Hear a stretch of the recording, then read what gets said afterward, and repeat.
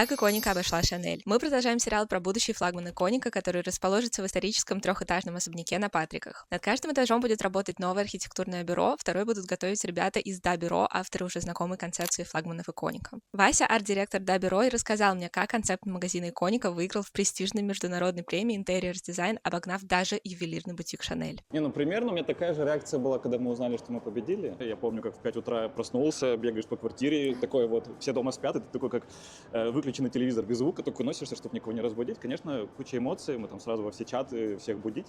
Вася поделился, как вообще родился такой дизайн, и как оказалось, он вдохновлен греческими корнями бренда. Сейчас объясню. Эти голубые стенды — это реки, которые ведут по пространству. Белые фактурные стены напоминают скалы мраморных каньонов, а стеклянная оранжевая стена создает эффект рассветного солнца. Кстати, на это решение вдохновил самый обычный склад, который ребята увидели на экскурсии в один из магазинов бренда. Я не замечала этих отсылок раньше, но теперь не могу взглянуть на магазин по-другому. А как вам обновленный дизайн иконика?